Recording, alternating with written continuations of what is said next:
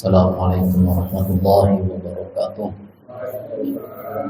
Alhamdulillahirabbil alamin. Sallallahu ala sayyidina Muhammadin wa ala alihi wa ashabihi ajma'in. La haula wa la quwwata illa billahil aliyyil azim. Amma ba'du. Para bapak, ibu-ibunya enggak ada. Kena hujan. Ada. Oh, ada. Ada sendirian di belakang. Mudah-mudahan semuanya diberkahi oleh Allah Subhanahu wa taala. Kita lanjutkan kajian kitab Syarah Hadis Jibril sampai pada halaman 58. Bismillahirrahmanirrahim. Istiqbalul qiblati, menghadap kiblat. Yushtaratu, disyaratkan li sihhatis sholati, untuk sahnya sholat. Apa yang disyaratkan? Ayyatawajjaha al-musalli bisadrihi ila ainil ka'bah. Ayyatawajjaha, untuk menghadap, al-musalli, orang yang sholat, bisadrihi, dengan dadanya, ila ainil ka'bati, kepada wujudnya Ka'bah. Yaqinan, secara yakin, fil qoribi, pada tempat yang dekat. Wadonnan, dan cukup dengan penyanak saja, sangkan saja. Fil ba'id, di tempat yang jauh. Sahnya sholat itu salah satu syaratnya, orang yang sholat itu harus betul-betul menghadap ke Ka'bah bisodrihi, dadanya, ila ainil Ka'bati, kepada wujudnya Ka'bah. Yaqinan fil qoribi, harus yakin seseorang yang sholatnya dekat dengan Ka'bah. Yakin menghadapnya tuh harus betul-betul yakin, tidak boleh tidak yakin. Bapak Ibu yang haji atau yang umroh, misalnya sholat di hotel karena hujan besar misalnya di sananya, atau lagi beli kiyang. Ningkana aja beli kiyang ya, sayang banget Pak. Bahkan ningkana beli kiyang sayang banget. Kalau hotelnya tinggi di sana kan hotel tinggi-tinggi, malahan Ka'bahnya kelihatan dari atas, dari hotel. Itu harus yakin bahwa kita tuh menghadap ainul Ka'bah, atau Ka'bahnya dekat, tetapi tidak kelihatan karena terhalang tembok, terhalang bangunan misalnya. Itu harus yakin betul bahwa menghadap Ka'bahnya ke situ tuh harus yakin. Tetapi kalau posisinya jauh, cukup dikira-kira saja. Wadonnan fil ba'id, cukup dikira-kira. Nih, kira-kira Ka'bah ke sana nih arahnya nih. Cukup dengan gitu. Walaupun pada aslinya nanti enggak pas. Indonesia katanya ke arah Ka'bah itu ada yang dari barat sekian derajat, ada yang sekian derajat. Maka cukup dengan wadonnan fil ba'idi, jika tempatnya jauh, cukup dengan kira-kira sajalah. Kira-kira ke barat kemana ke? Ka'bah kemana kira-kira? Cukup dengan itu. Faman jahila al-qiblata, orang yang tidak tahu kiblat, wajib alaihi thalabu ma'rifatihi, dia wajib mencari pengetahuan untuk mendapatkan kiblat itu. Wajib bil ijtihadi, dengan ijtihad, dengan sungguh-sungguh. Misalnya dengan bertanya, dengan mencari tanda-tanda, dengan kompas selaka, itu posisi bintang itu tuh ada di situ tuh. Berarti kiblat sekian derajat ke kiri misalnya. Itu namanya berijtihad. Harus mencari arah kiblat sesuai dengan kemampuan dan sudah usaha dengan sungguh-sungguh. Itu tuh in arafat dalaila, jika dia mengetahui petunjuk. Walam yajid man yukhbiruhu an ilmin, dan dia tidak mendapatkan orang yang bisa mengabari. Tuh kiblatnya ke sana. Kita kan sering Pak, misalnya bapak-bapak nginep di hotel. Kalau hotelnya rada islami, walaupun nggak ada masjidnya, biasanya di sini ada tulisan, ada tanda panah kiblat. Biasanya tuh Pak di atas. Nah, kalau dengan itu kita yakin saja, tidak usah meneliti-neliti, nggak usah kok. Ini benar nggak kiblat yakin, nggak usah, udah percaya aja pada tanda itu. Itu udah menjadi sah itu. Nah, sekarang mencari dalil tanda-tanda kiblat tidak bisa. Tanya kepada orang juga orangnya tidak ada atau sama-sama bingungnya. Bisa Pak? Wa illa sholla ila ayyi jihatin, maka dia boleh sholat madhep mendi wae, sing penting jar dheweke kiblat. Dia boleh sholat ke arah mana saja, yang penting wadonnan fil ba'id, karena kita jaraknya jauh, cukup dengan prasangka aja, perkiraan saja nih, kayak kiblatnya ke sana nih, dah sholat gitu aja. Tetapi jika begini, kemudian ternyata salah arah Pak. Nah, wakada yu'idu in tabayyana khoto'a ijtihadihi. Demikian juga harus mengulang lagi sholatnya jika tabayyana jelas orang itu khoto'a ijtihadihi, salahnya betul-betul salah, maka sholatnya mengulangi lagi. Wa yajuzul i'timadu ala maharibil muslimin. Nah ini nih. Nah ini saya nih Pak.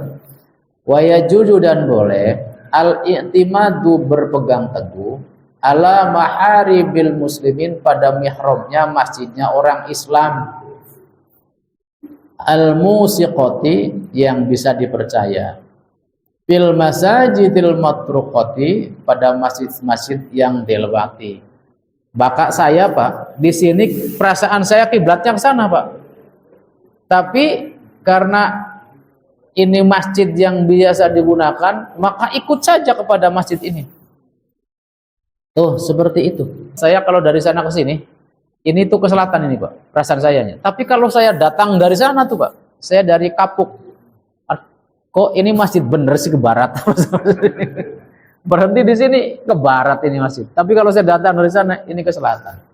Nah, kalau yang begini mah, teori kitab ini wa yajuzul i'timad ala maharibil muslimin al-musiqah fil masajidil matruqah. Cukup berpegang teguh kepada masyarakat setempat, ini masjid pasti yang menghadapnya ke kiblat, gitu aja. Wa yajuzu tarkul istiqbal fi sholati syiddatil khawfi. Wa yajuzu, dan boleh tarkul istiqbali, meninggalkan menghadap kiblat, boleh tidak menghadap kiblat sholat. Kapan itu? Fi sholati syiddatil khawfi, pada sholat banget takut. Kalau begini, fayusolli kaifa amkanahu, dia boleh sholat semampunya saja, sebisanya, sekongangnya. Dalilnya, fa in khiftum farijalan aw rukbanan. Jika kamu takut, sholatlah farijalan, sambil melayu, melaku, aw rukbanan, atau naik kendaraan.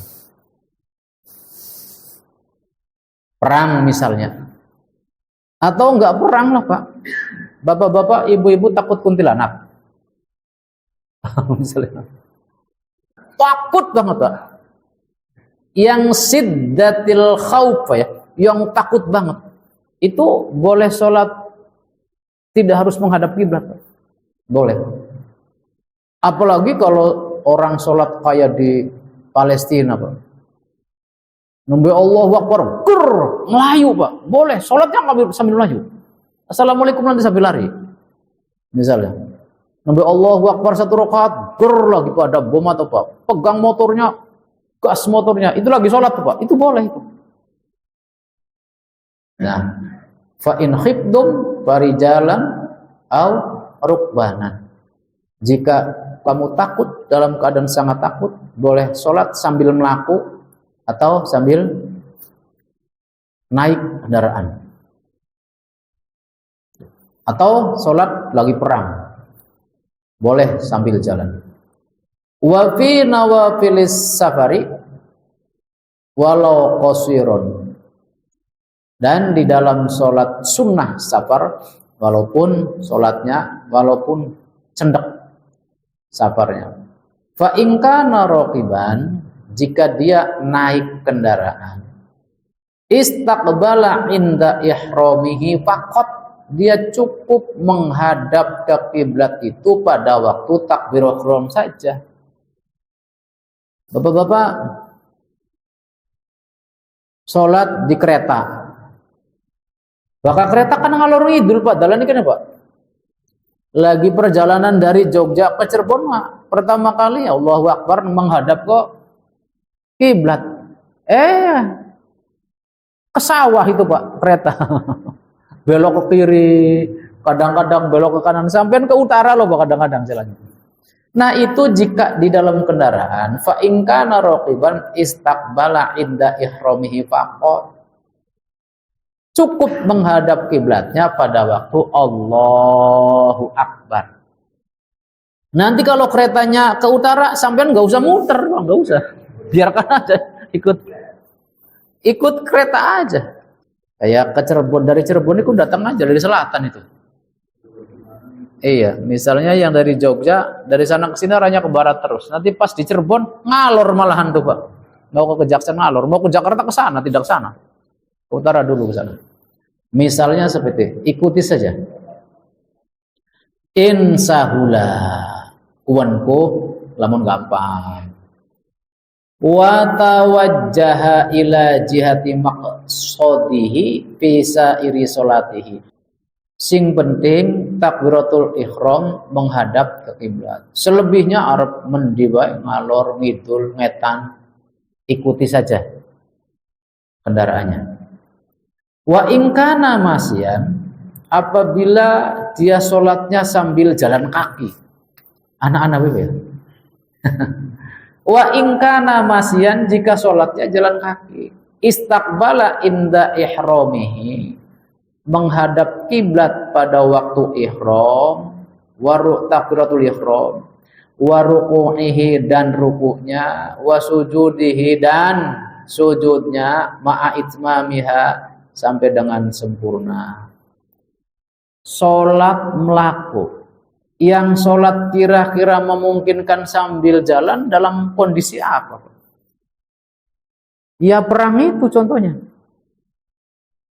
Dalam kondisi perang misalnya, sholat sambil jalan. Kalau bisa mah ajak ketemulah. Berarti sholat dalam keadaan ruwet banget gitu Pak, suasana kacau. Waqila al-masi karraqib. Waqila ada yang mengatakan al-masi karraqib. Sholat yang orang sambil jalan itu hukumnya, tata caranya sama dengan sholat orang yang naik kendaraan. Wa yastaqbilu inda ihramihi faqat, yaitu cukup menghadap ke kiblatnya pada waktu takbiratul ihramnya saja. Selanjutnya wayumi'u, dan cukup dengan isyarah biruku'ihi wa sujudihi, ruku dan sujudnya cukup dengan isyarah. Wala yajuzu, dan tidak boleh ayyusolliya, sholat al-fardu al-markub, di atas kendaraan. Tidak boleh sholat fardu di atas kendaraan. illa liman khofa dororon ala nafsihi, kecuali orang yang khawatir ada bahaya pada dirinya, au inqita'an an rufqatihi, atau takut ketinggalan rombongan. Pengen mangkat di Jakarta rekreasi, ziarah, atau mau berangkat sekeluarga silaturahim ke Surabaya misalnya, atau kok kemana lah, sudah berwudu, takut ketinggalan rombongan, naik saja kendaraan, sholat di sana Pak, di bus sholat. Sholatnya gimana? Iya seperti biasa saja, sambil duduk, nggak usah ruku sujud kayak orang normal Pak. Kok dongeng jenggelak, mobilnya ngerem, nyeruduk, lagi ruku mobilnya gas kejengkang. Sholat di atas jok karena khawatir ketinggalan rombongan. Kalau sholat di sini, kalau malah ketinggalan, maka naik aja kendaraan sholat.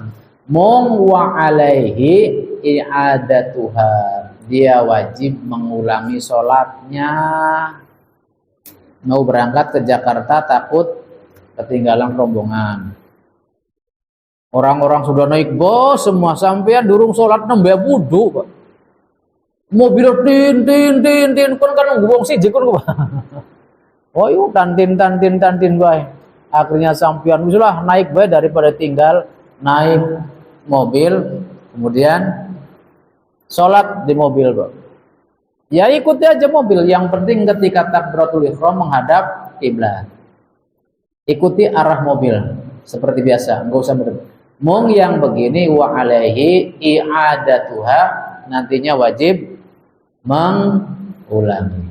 Arkanus sholah, rukun sholat ini bahasanya panjang, waktunya beberapa menit lagi. Subhanakallahumma wa bihamdika asyhadu an la ilaha illa anta astaghfiruka wa atubu ilaik. Assalamualaikum warahmatullahi wabarakatuh.